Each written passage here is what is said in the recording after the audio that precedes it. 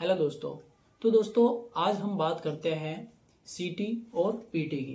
तो दोस्तों सीटी क्या होता है और पीटी क्या होता है। सीटी यानी करंट ट्रांसफार्मर, पीटी यानी पोटेंशियल ट्रांसफार्मर, यानी करंट ट्रांसफार्मर और विभव ट्रांसफार्मर यानी पोटेंशियल ट्रांसफार्मर। अब हम जैसे कि हम मानते हैं एम्पियर मीटर और वोल्ट मीटर, इसी तरीके से होते हैं हमारे सीटी और पीटी। तो दोस्तों बात अब समझते हैं हम सीटी को। जो सीटी होता है वो हमारा एक तरह का ट्रांसफार्मर होता है जो हाई करंट जो होता है उसको कम कर देता है। तो दोस्तों सीटी का उपयोग हाई करंट को लो करंट में परिवर्तित करने के लिए किया जाता है। दोस्तों जो सीटी का जो रेशो होता है वो होता है 100:5।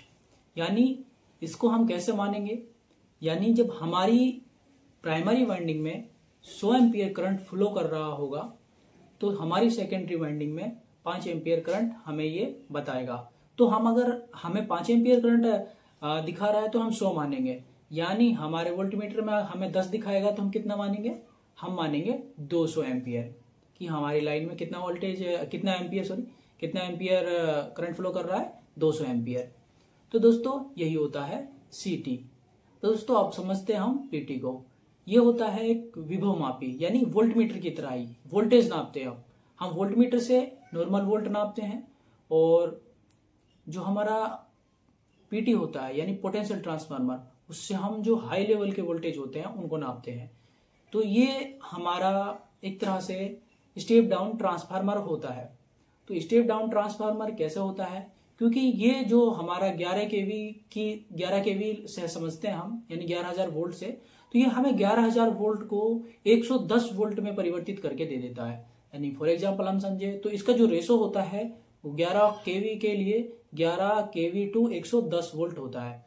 तो अब ये कर रहा है ना स्टेप डाउन, यानी हमें जो वोल्टेज था उसका जो लेवल है वो 110 वोल्ट तक इसने पहुंचा दिया।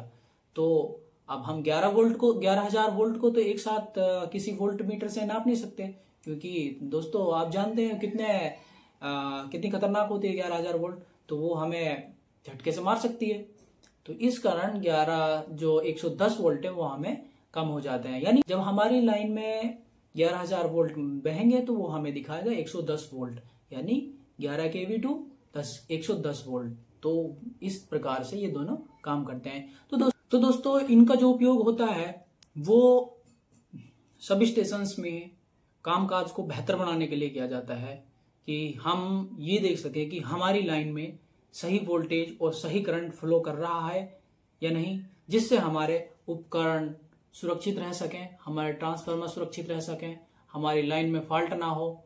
तो इस वजह से हमारी जो चीजें हैं वो सुरक्षित रूप से, उपकरण हैं जो सुरक्षित रूप से चल सकें। तो दोस्तों इनका उपयोग सिर्फ इसीलिए किया जाता है। आई होप दोस्तों आपको सीटी और पीटी समझ में आ गए होंगे। तो दोस्तों अगर वीडियो अच्छी लगी है तो वीडियो को लाइक करें, चैनल को सब्सक्राइब करें।